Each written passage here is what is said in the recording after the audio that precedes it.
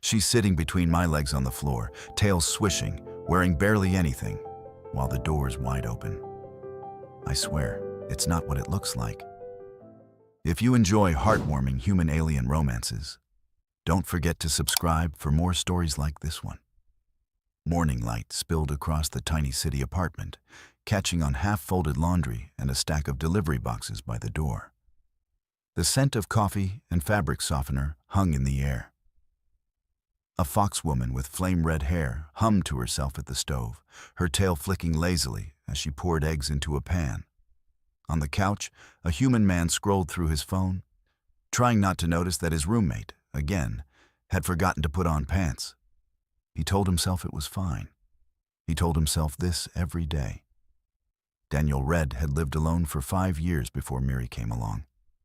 She wasn't his girlfriend or his sister or some secret government pet project. She was just his roommate, a Vulpine woman from the nearby colony integration program, looking for somewhere affordable in the mixed species district. And against his better judgment, he'd said yes. Rent in the city was brutal. He worked stocking shelves at a 24-hour grocery store, graveyard shift mostly, and his pay barely covered half of what landlords demanded. Miri, on the other hand, worked evenings at the Silver Cup, a restaurant that hired both humans and off-worlders. They had opposite schedules, which kept things peaceful, mostly. The only problem? Miri didn't understand a single thing about human etiquette. She was warm, funny, endlessly curious, and had absolutely no concept of modesty. Half the time, she lounged around their apartment wearing nothing but a thin tank top and soft sleep shorts that seemed designed to test the limits of Daniel's composure. She didn't mean anything by it, he reminded himself constantly. For her, clothing was just a tool, not a statement. And scent was everything. "Your shirt smells sad," she had said once, nose twitching as she sniffed him after work. "It's called sweat," Daniel muttered. "That's what happens when you move 40-pound boxes all night." "Oh." She tilted her head, as if filing the information away. "Then you worked hard. That's a good smell." He nearly dropped the mug he was holding.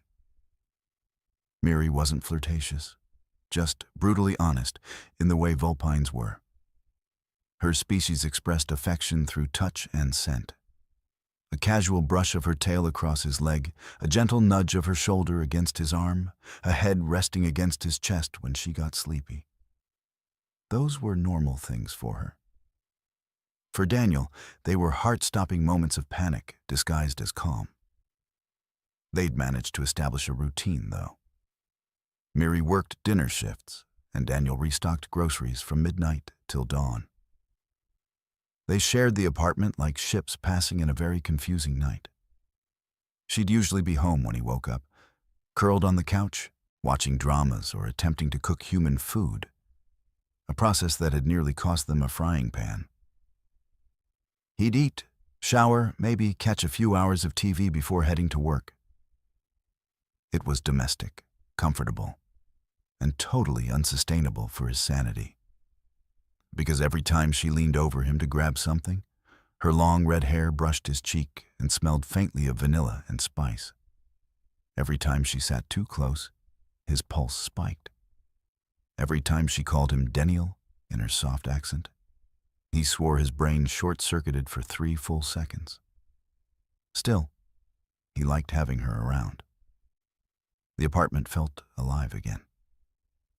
One afternoon, while Daniel was unloading a shipment of canned goods at the store, his coworker Paul gave him a sideways grin. "Hey, Dan," he said, pointing at his shoulder. Daniel looked down. A long, fiery red hair clung to his dark shirt. Daniel said, flicking it away a little too fast. Paul chuckled. "So, who's the lucky girl?" No one. It's not like that. It's, roommate hair." Paul raised a brow. "Sure, roommate hair. Happens all the time." Daniel groaned internally. It's not what it sounds like. "Uh-huh," Paul said with mock seriousness. Just make sure your roommate doesn't bite. Daniel could practically hear Miri's laughter in his head if she'd heard that line. He spent the rest of his shift red-faced. When he got home that evening, the apartment lights were low, warm from the sunset outside. Miri was sitting cross-legged on the couch, balancing a steaming mug between her hands. She looked up with a smile, tail flicking lazily. "Welcome home, Danielle." "Hey," he said, kicking off his shoes. "Long night?" "Many humans today, so loud, so many smells." She shivered dramatically, then grinned. "You smell better." He rubbed the back of his neck, pretending not to hear the way his pulse sped up. "Yeah, thanks. I try." She leaned forward, sniffing once before frowning slightly. "Someone touched your shoulder." "What? No, yeah, just my coworker. He pointed out your hair." Her ears perked. "My hair?" "Yeah. You shed, pretty vividly." Miri laughed, a bright, ringing sound that filled the room. "Then they know I live here." "Good." Daniel blinked. "Good.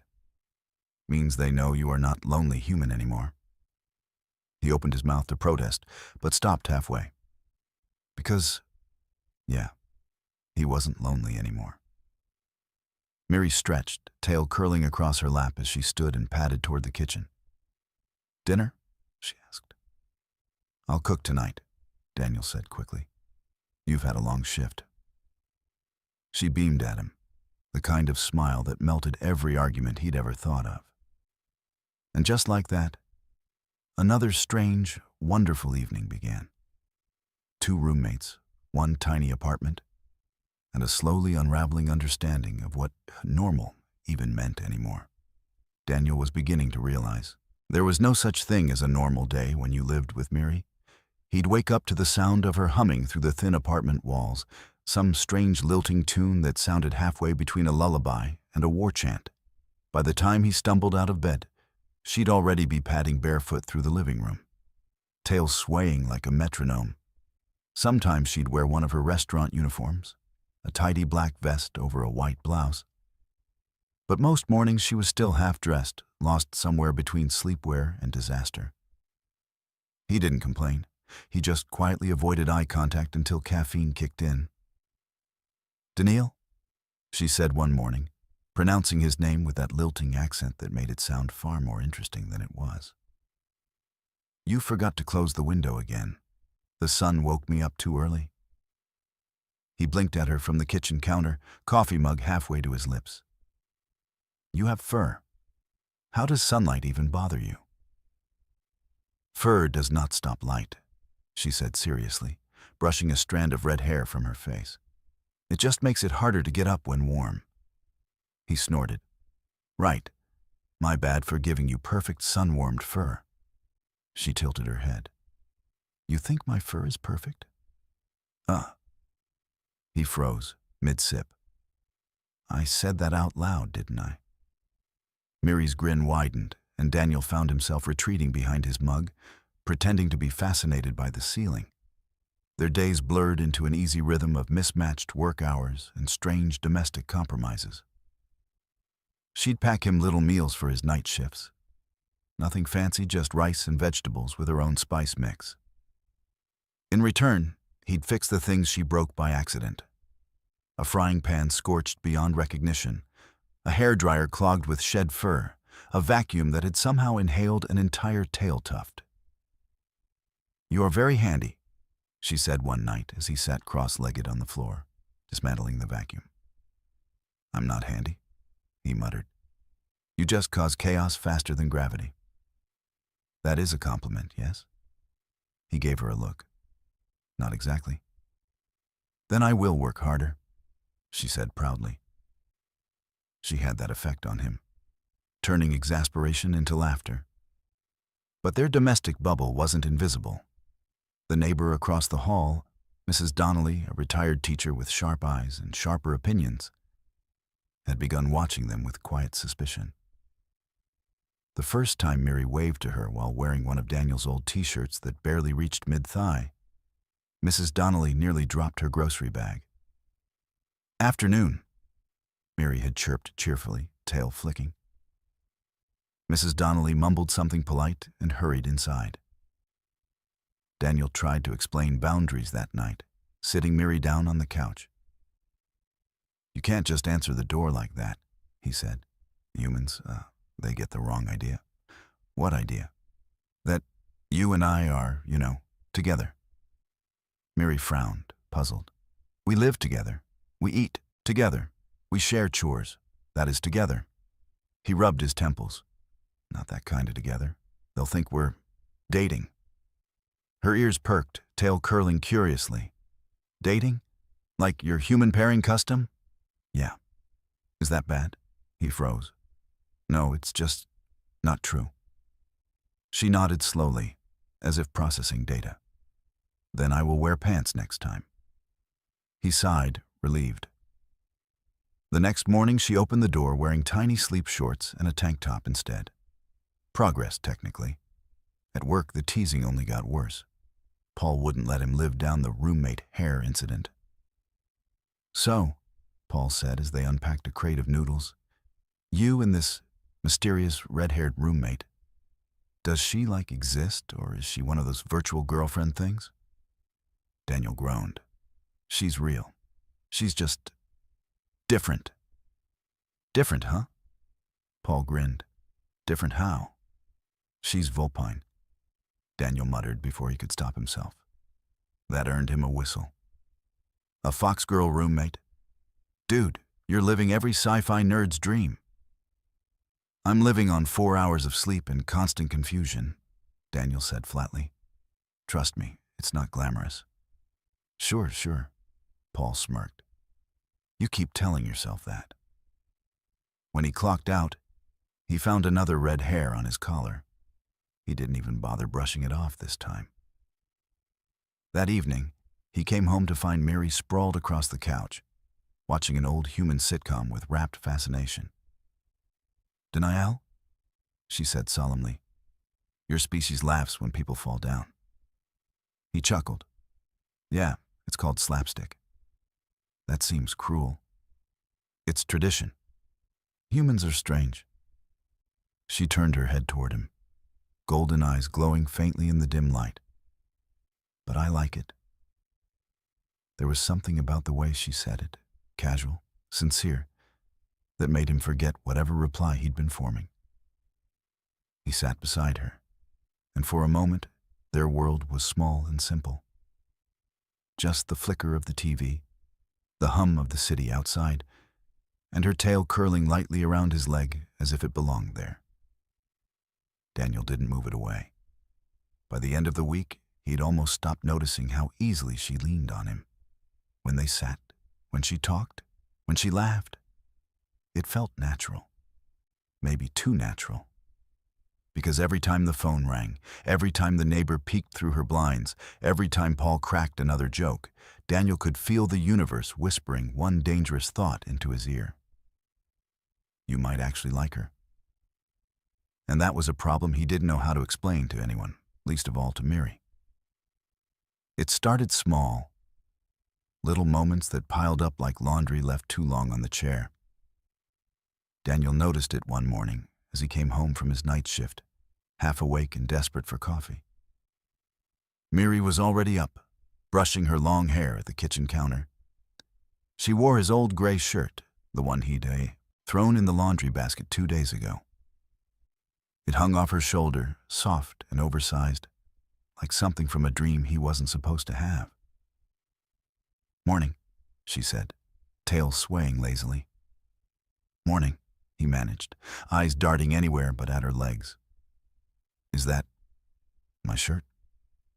She looked down at herself, then back at him, unconcerned. "Yes. It smells like you. I like it." Daniel exhaled through his nose, setting his bag on the counter. "You can't just wear my stuff without asking." "Why?" "Because people might think it means something." "What's something?" "That we're, together." Mary blinked, then smiled. "We are together, Daniel. We live together."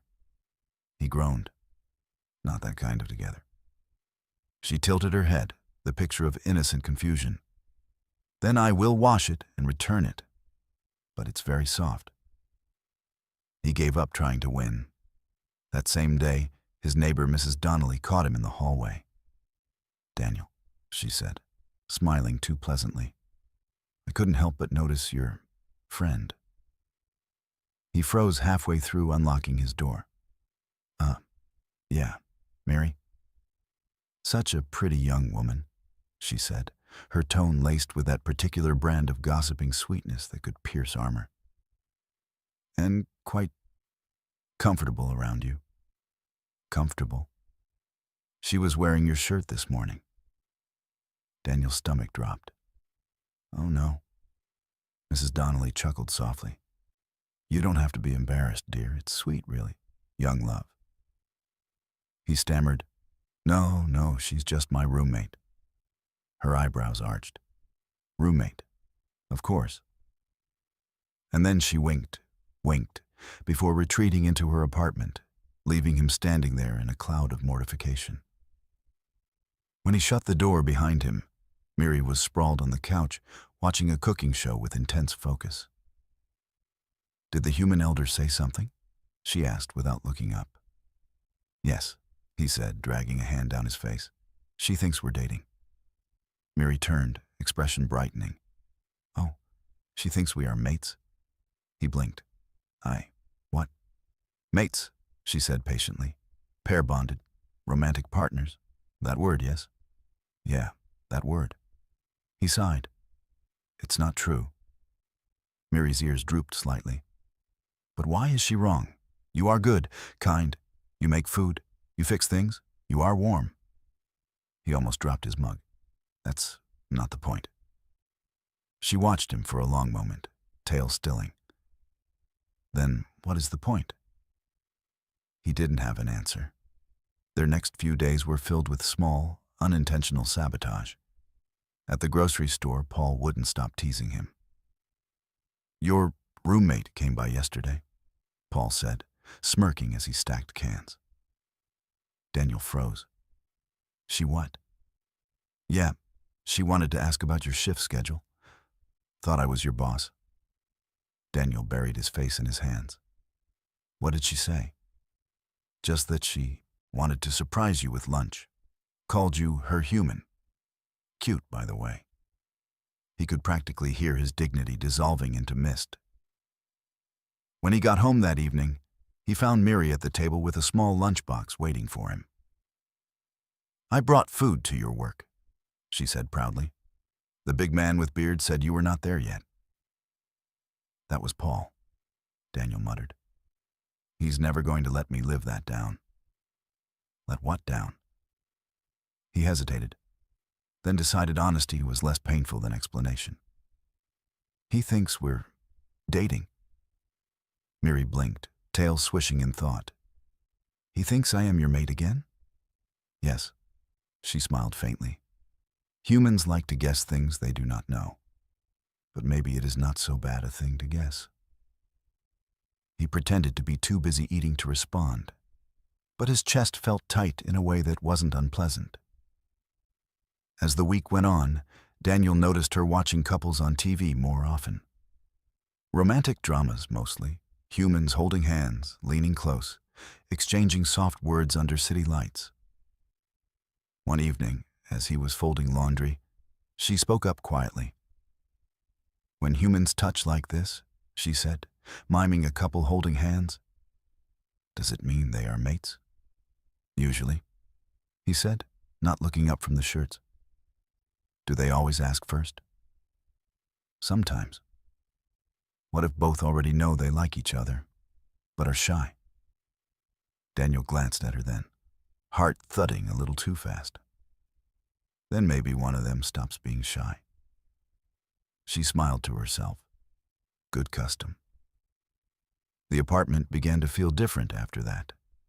Her touches lingered a little longer, her hand brushing his when she passed a bowl, her tail curling gently around his ankle when she laughed.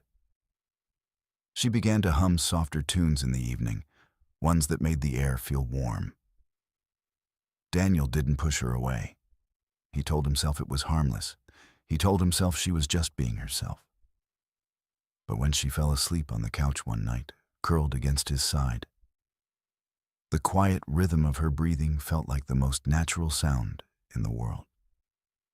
He sat there for a long time, afraid to move, afraid to wake her, because the thought that drifted through his mind terrified him more than anything else. He didn't want her to move away. Ever. Sunday afternoon was supposed to be peaceful. Daniel had the day off. Miri had come home early from her shift, and the apartment was quiet except for the hum of the old TV. He was half slouched on the couch, mug of coffee in hand, watching reruns of an old nature doc. The kind with soothing narration and slow shots of alien landscapes. Perfect background noise for doing absolutely nothing. That peace lasted until Miri emerged from her room. She padded out barefoot, wearing what could barely be called pajamas, soft, gold-colored fabric that hugged her form like it had been made by someone with a grudge against modesty. A short top, thin straps, the hem stopping high above her midriff, matching shorts that swayed like sunlight whenever her tail moved. Her long red hair spilled over her shoulders in a tangle of lazy curls, glowing warm in the light from the window. Daniel glanced up, saw her, and immediately forgot how breathing worked. "Miri," he said slowly, setting his mug down before he dropped it. You're home early." She smiled, ears twitching. "They closed early today. The kitchen broke." "The kitchen broke," he repeated, nodding like that was perfectly reasonable. "Right, happens." She tilted her head. "You are watching rocks again?" "Planet Doc," he said, relaxing. She moved closer, tail swaying behind her. "You should rest more. You always look tired." Before he could answer, she crouched down in front of the couch, then sat cross-legged on the rug between his legs. Her tail brushed lazily against his shin, soft as silk. Daniel froze. Miri?" "Yes?" she asked innocently, looking up at him. "What are you doing?" She tilted her head, ears flicking. "You are warm. I like your warmth. It helps me rest." He blinked. Words failed. Her golden eyes were wide, perfectly sincere. To her, this was normal. A friend seeking comfort. To anyone else, though, the scene would have been scandal incarnate. And as fate would have it, that was when he saw it. The front door, wide open. Groceries still half unpacked near the entryway, a paper bag tipped over from where she'd left it earlier. "Oh no," he muttered. "What?" Miri asked, tail flicking. "Miri, you left the door open." "Oh." She turned toward it. But before she could rise, a movement at the threshold caught Daniel's eye. Their neighbor, Mrs. Donnelly, stood frozen in the doorway. Her expression went from surprise to dawning horror, to immediate retreat in less than a second. Daniel, in pure panic, held up both hands as if surrendering to fate. "It's not what it looks like," he blurted. Mrs. Donnelly blinked, nodded far too quickly, and backed out of view with an apologetic, Oh my goodness, I didn't mean to." The door clicked shut. Silence fell like a physical weight. Miri turned back toward him, curious. "She left very fast. Did I scare her?" Daniel stared for a beat, then laughed. Quietly at first, then helplessly. He buried his face in his hands. "You didn't scare her. You just, never mind." She frowned, ears angling down. "Did I do something wrong?" He shook his head, still chuckling. "No, Miri. You didn't do anything wrong. Just, next time, maybe close the door before you sit down, yeah?" Her expression brightened instantly. "Of course." She hopped up, light-footed, tail swishing behind her as she padded to the door and pushed it shut with a cheerful click. "Better? Much better?" She turned back, smiling in satisfaction. Then, without hesitation, came right back to her spot on the rug, between his legs, sitting down again with a small, contented sigh. Daniel blinked, trying not to grin. "You're really not going to move, are you?" She shook her head, looking up at him with that innocent, sunny expression that made everything else melt away. "You said it was fine, and you are still warm."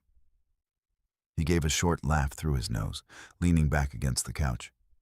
"Yeah, I guess I did say that." She hummed softly, eyes half closed, tail curling around her side as the two of them settled into a strange, quiet kind of comfort. Outside, the city moved on.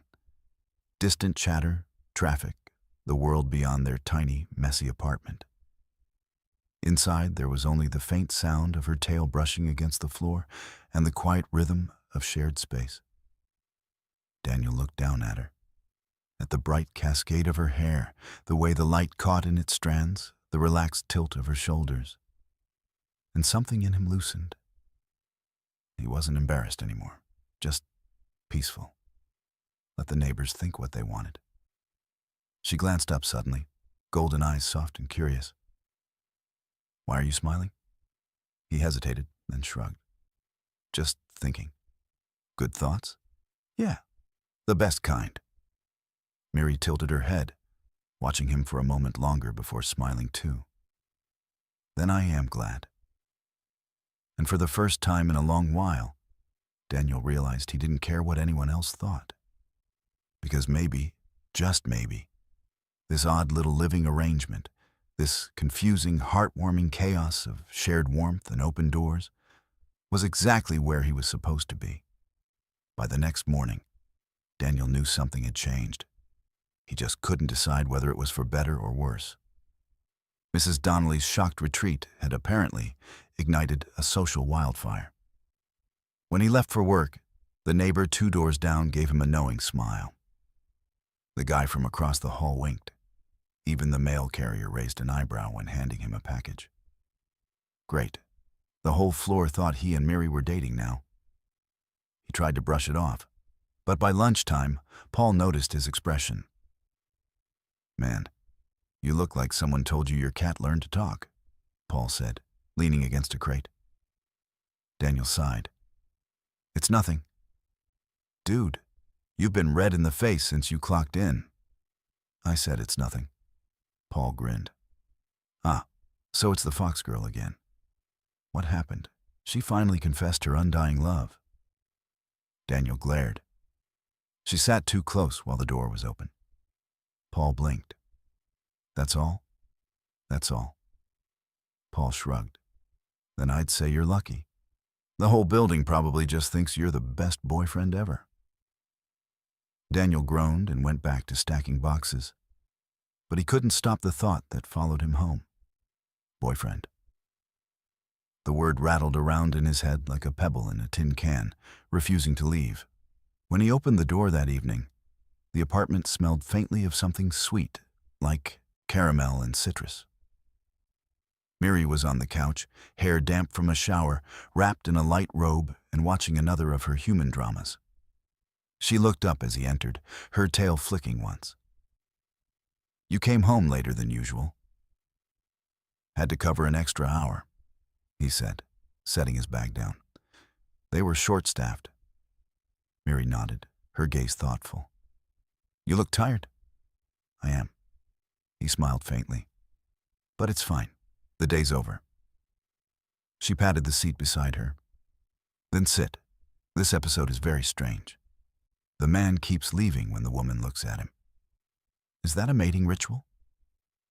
Daniel chuckled, easing down beside her. "It's complicated." "Humans make everything complicated," she said, narrowing her eyes at the screen. "He likes her, she likes him. They should just say it." He smirked. "You'd make a terrible drama writer." "No," she said, smiling softly. "I would make a very honest one." The show continued, but Miri's attention wasn't really on it anymore. He noticed the way her tail had stilled, the way her fingers fidgeted slightly on her lap. When the credits rolled, she turned to him. "Daniel," she said quietly, "may I ask you something?" Sure, he said, glancing at her. What's up? Instead of answering right away, she took a slow breath, then did something that startled him more than any teasing remark ever had. She reached out and took his hand. Her fingers were warm, soft, trembling just a little as they laced through his. The gesture was simple, human, but the meaning behind it hit him like gravity. I have watched your human shows, she began, her voice low and earnest. When two people care for each other, they touch hands. They look at each other like this. She met his gaze, golden eyes wide, sincere. I wanted to try. Daniel's heartbeat spiked. Miri, she held his hand tighter. You said people think we are mates, but I have been thinking. Maybe that is not a bad thing. Maybe it could be good. He froze. Good? Yes. She nodded, tail flicking once. You make me laugh. You are kind even when I break things. You feed me when I forget. You smell safe. I like being near you. So, she hesitated, her ears dipping slightly. Would you like to be my mate? The words hung between them, fragile and real. Daniel swallowed, feeling his pulse in his throat. You mean, actually date? She blinked. Yes, date. Like the humans do. He stared at her, this bright, beautiful, chaotic person who had turned his world inside out without ever meaning to. He thought of the empty apartment before she moved in, the silence he'd grown used to calling comfort, and how much smaller life had felt then. Now there was warmth, color, noise. He smiled, slow, unsure, but genuine. You know what? Yeah, Miri, let's date. Her expression lit up like sunlight breaking through storm clouds. Truly? Truly. She laughed, a sound that filled the whole room with light, and leaned forward to press her forehead gently against his. Then I will be good, mate, she whispered, smiling against him. I will learn your rules and teach you mine. Daniel squeezed her hand, still half in disbelief. Somehow, I think I'm the one who's going to be learning more. Miri's tail curled happily around his arm. Then we both win. They sat there for a long moment, still holding hands, the TV forgotten. Outside, the city hummed with life. Inside, the air felt still, suspended in quiet understanding. Daniel looked down at her fingers intertwined with his and thought, maybe this wasn't the disaster he'd expected. Maybe it was exactly what he'd been missing. The days that followed felt lighter, not wildly different on the surface. Daniel still worked long shifts, Miri still burned half her attempts at cooking. But something beneath the routine had shifted. Every glance lingered a little longer. Every shared laugh felt warmer. Every brush of her tail or touch of her hand carried an unspoken understanding now. They didn't have to say it again. They were together. Miri took to the idea of dating with the enthusiasm of a scientist testing a new discovery. She started watching more romance dramas, not just for entertainment, but as research. Humans give each other flowers, she said one morning while flipping through a holo catalog. Is that required? Daniel smirked. It's not a rule. Then I will do it anyway, she declared. She came home later that evening with a wilted bouquet she'd clearly bought on sale from a street vendor. They were the last ones, she said proudly, tail flicking. Daniel chuckled, taking them from her. They're perfect. You are supposed to smile when receiving flowers, she reminded him, watching closely. He did. And when she leaned in and sniffed his shoulder a moment later, murmuring, Now I know what happy smells like, his heart nearly stopped. Their apartment slowly transformed into something softer. A second mug on the counter became their mugs. His spare blanket became their blanket. She started leaving little notes on the fridge in her awkward, looping handwriting, Don't forget lunch, or you smell tired, rest please. Daniel found himself looking forward to them more than he cared to admit. At work, Paul eventually noticed the difference. "You've been smiling a lot lately," he said one night as they stocked shelves. Daniel shrugged. "Maybe I'm just less miserable. Or maybe," Paul said with a grin, "your Fox Girl roommate finally said yes." Daniel froze mid-shelf. "Maybe." Paul blinked, caught off guard. "Wait, seriously?" Daniel smiled faintly and turned back to his work. "You could say that." When he got home that night, the apartment lights were low, warm. The faint scent of spice and sugar lingered in the air. Miri was sitting on the couch, wearing one of his oversized shirts again, apparently her new favorite look, and holding a tray of something that almost resembled cookies. "You're home," she said, tail swishing. "I made you sweets." "You made these?" he asked cautiously. "Yes, recipe from the show I watched." He picked one up, bit into it, and immediately realized it was more sugar than flour. He coughed, laughing. "It's, sweet." Miri's ears lowered. "Too sweet?" "Maybe a little. But it's the thought that counts." Her expression softened at that, and she smiled. Small, shy, but radiant. "Then I did good." "You did perfect." She scooted closer, curling her legs beneath her, tail brushing his knee. "Humans do this too," she said suddenly, "when they like each other." "What? Sit close?" "No." She turned toward him, eyes glinting with quiet mischief. "This." Before he could ask what she meant, she leaned in and kissed him. It wasn't long or practiced. Just a soft press of lips. Gentle, questioning, warm. He froze for a heartbeat, then melted into it, instinctively returning the gesture. Her tail curled around his arm, trembling lightly. When she pulled back, her eyes were wide and bright. "So, that is how it feels," she whispered. "Strange. But good strange."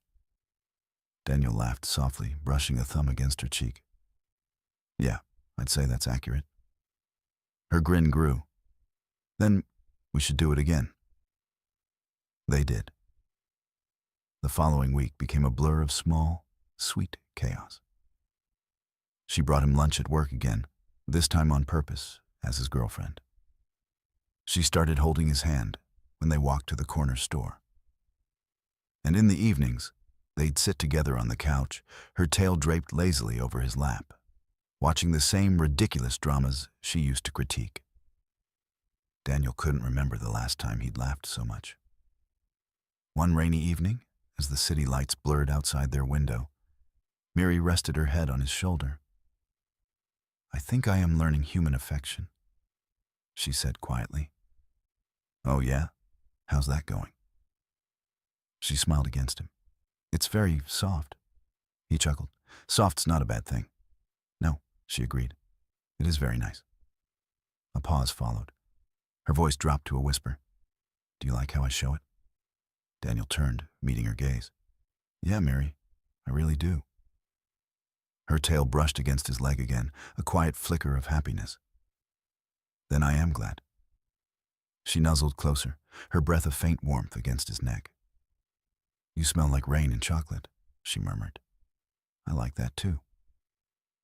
Daniel smiled, wrapping an arm gently around her shoulders. "Guess we're both learning, huh?" She tilted her head up to look at him, eyes glowing softly in the low light. "Then let's keep learning together." And as thunder rolled somewhere distant, and her fingers found his once more, Daniel realized that for all the confusion, all the gossip, and all the missteps that had led them here, he wouldn't change a single thing. Because this, her laughter, her warmth, her tail flicking against his leg, this was home now. By the next week, life with Miri had fully shifted into something new, something easy, warm, and quietly extraordinary. Daniel couldn't pinpoint the exact day it happened, but somewhere between her morning humming and the way she stole his coffee mug every day. Because it tastes better when shared.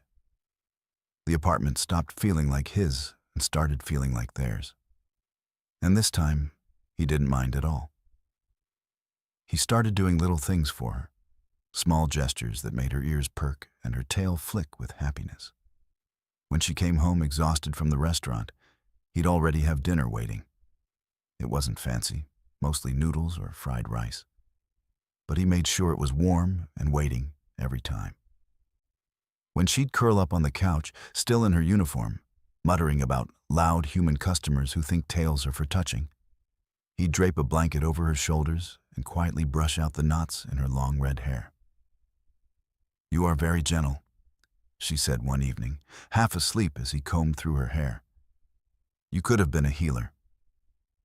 He smiled faintly. "Maybe in another life." She tilted her head just enough to look up at him. "You are in this life. That's the one I want."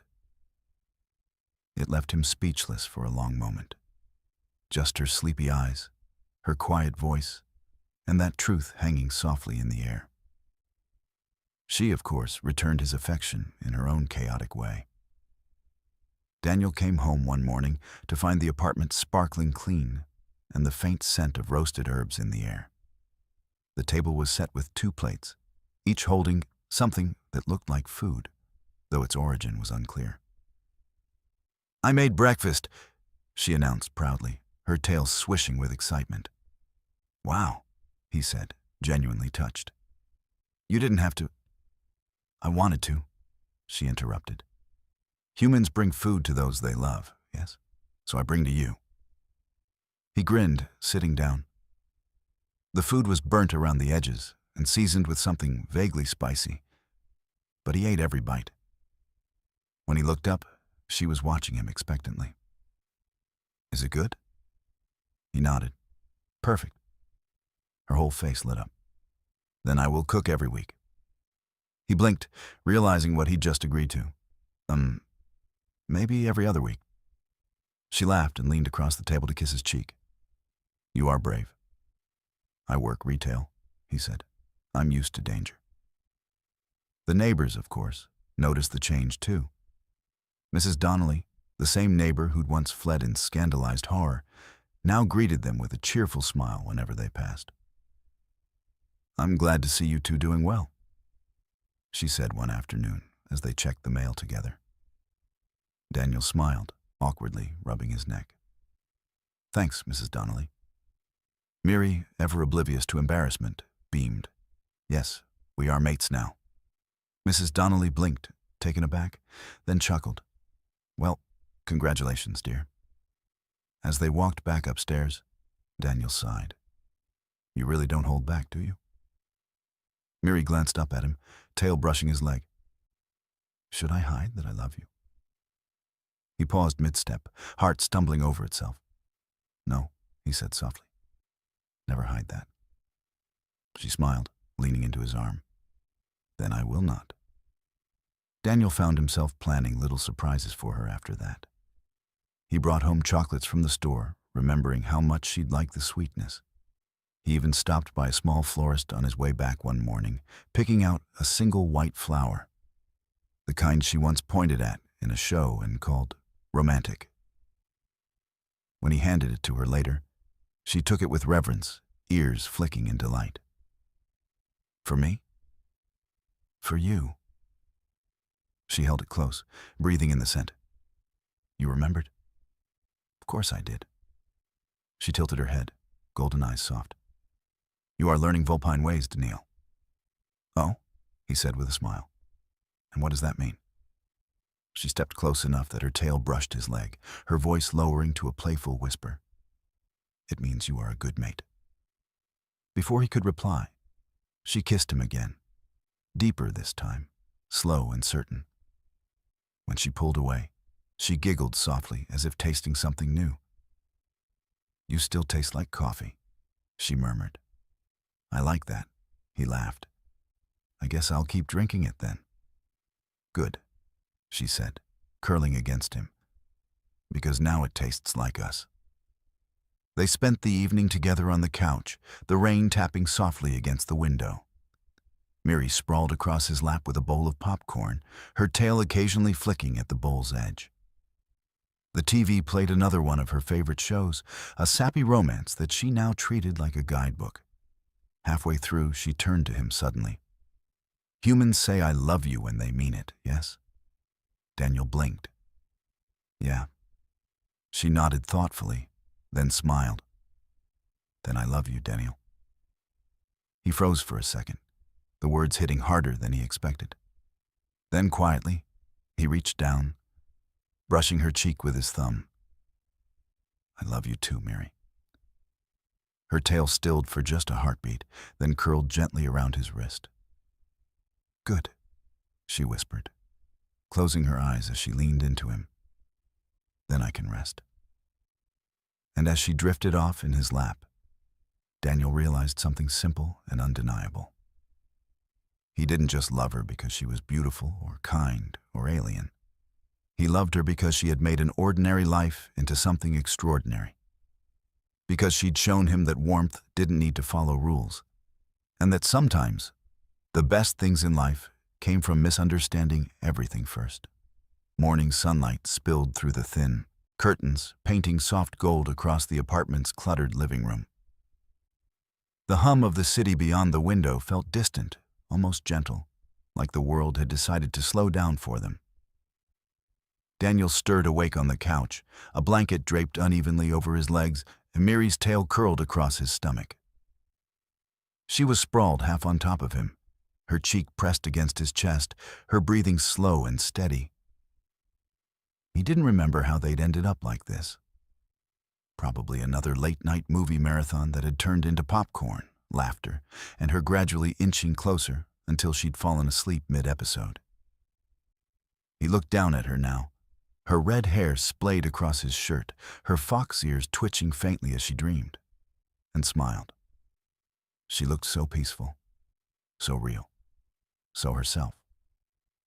For a long while, he didn't move.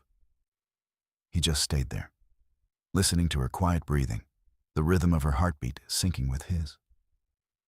If someone had told him a year ago that his life would turn into this, a shared apartment, a mischievous fox-woman girlfriend, and mornings spent buried in a nest of warmth and fur, he'd have laughed them out of the room.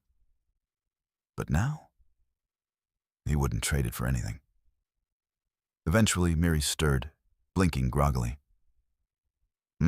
She mumbled, rubbing her cheek against his chest. "Morning already?" "Looks that way," he said softly. "You were out cold." "I dreamed we were hunting for cookies," she said, yawning. "You were bad at it." He chuckled. "That sounds about right." She tilted her head up, eyes half-lidded, a sleepy smile curling her lips. "You are warm again." "Still human," he said. "Kind of comes with the package." She hummed approvingly and shifted closer. "Then I will keep you." "You already have." Her tail thumped once against the couch, the soft sound of contentment. Their days had found a rhythm, a quiet domestic balance between her chaos and his calm. They'd wake late, share breakfast at the small kitchen table, and argue playfully about who forgot to buy milk.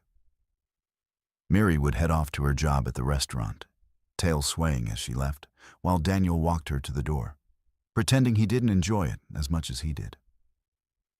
In the evenings, she'd come home with stories, customers asking to take pictures, co-workers teasing her about her human boyfriend. She told those stories with unbothered joy, as if gossip was just another form of flattery. "Do you mind that they know?" she asked once, curling beside him on the couch, her head resting against his arm. Daniel smiled. "Not at all." Her ears flicked, golden eyes glinting playfully. "Good. Because I told them you make the best noodles in the city." He groaned.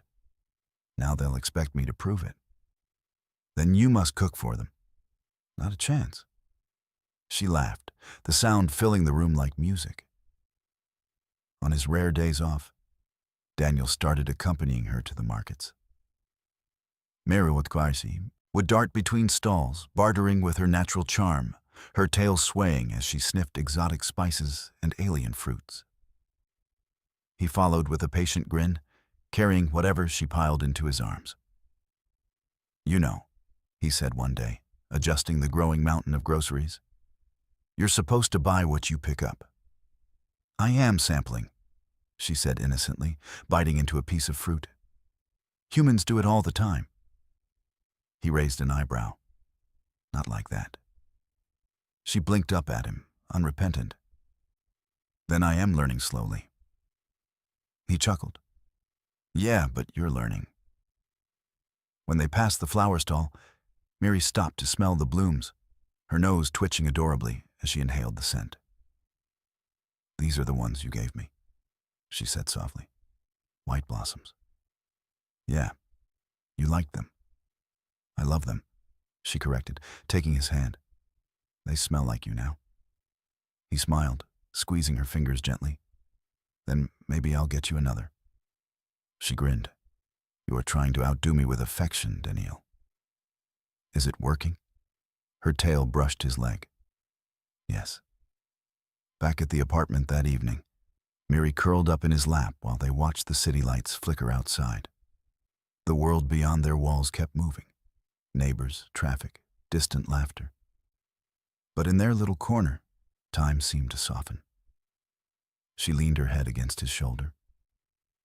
"You know what I like about this place?" "What?" "It smells like us." He blinked, then smiled. "That's either really sweet or kind of weird." "Both," she said cheerfully. He wrapped his arms around her, pressing a kiss to her hair. "You make everything weird in the best way." She purred softly at that, her tail curling around his wrist. "Then I am doing my job." It was small moments like that. The quiet, the laughter, the ease that defined them now. Daniel didn't need grand gestures or declarations. He had her laughter when he came home, her warmth when the nights got cold, her gentle insistence on bringing him lunch even when she was tired. And sometimes, when she thought he wasn't looking, she'd watch him with that same bright wonder she'd had the first day they met. Like she still couldn't quite believe a human could fit so neatly into her life. He understood the feeling. That night, as they turned off the lights and she tucked herself against him under the blanket, Miri whispered sleepily, "Humans make rules for love, but I like ours better." Daniel smiled into the dark. "Yeah? Yes." Her tail flicked lazily against his leg. "Ours feels more real." And in that small apartment filled with warmth and mismatched furniture, Daniel realized she was right. Love didn't need to follow rules. It just needed the right person to break them with. The next morning dawned slow and bright, sunlight streaming through the kitchen window and glinting off the mismatched mugs on the counter. The air smelled faintly of coffee and toast and the soft hum of contentment that came from a home that had finally learned peace. Daniel leaned against the counter, sipping from his favorite mug, the one with the chipped handle. Across from him, Miri stood at the stove, humming tunelessly as her tail flicked in time. She was wearing his hoodie again, far too big for her, the sleeves drooping past her hands, and nothing else that he could tell. He smiled into his coffee. "You know, at this point, I'm convinced you've declared war on pants." She glanced over her shoulder with a grin. "They are restrictive. I am free. You're going to get us arrested for indecent freedom one day. Then I will charm the judge."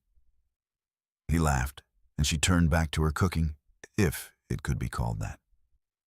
Pancakes, or at least something pancake adjacent, sizzled in the pan. After a moment, she said, "You drink too much of that brown liquid." "Coffee," he corrected. "It's how I survive the night shift." She tapped her chin thoughtfully. "Then I will try it." He blinked. "You sure? You didn't like it last time." "I am more human now," she said proudly. He poured her a small cup and handed it over. Miri took a cautious sip, ears twitching at the bitter taste, and immediately scrunched her nose.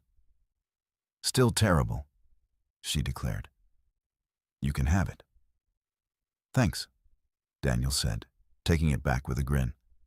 "I'll cherish your sacrifice." "You should," she said solemnly. It was brave. They ate breakfast at the little kitchen table, sunlight spilling across the worn wood, the city humming softly outside their window. Miri perched across from him, legs folded beneath her, nibbling on the edge of a pancake and looking far too pleased with herself. "Do you work tonight?" she asked between bites. "No," he said. "Day off. You?" "I finish early." Her tail swished lazily. "Maybe we can walk together after. The park near the lights." "Sounds good." He smiled. "You're picking the route this time, though. Last time we ended up in a back alley behind a noodle shop." "I found snacks there," she said defensively. "You found expired snacks." She sniffed. "Still snacks." He reached across the table and took her hand, because he could, because it felt right, because he never wanted to stop doing it. "Yeah," he said softly. "Still snacks." Miri's eyes warmed at the contact, her tail curling happily. "You touch me more now," she said. "Humans must do that when they are happy." "Something like that. I like it." A knock came at the door. Miri jumped up, tail swishing, and before Daniel could react, she'd already bounded to answer it, still in his hoodie, bare-legged and bright as sunlight. He groaned. "Miri, wait." Too late. The door opened, and Mrs. Donnelly stood there, holding a basket of baked rolls. She froze mid-smile. "Oh, well, good morning, dear," she said, valiantly pretending she hadn't just been greeted by a half-dressed foxwoman with bed hair. "Morning," Miri chirped, completely unfazed. "Do you want breakfast?"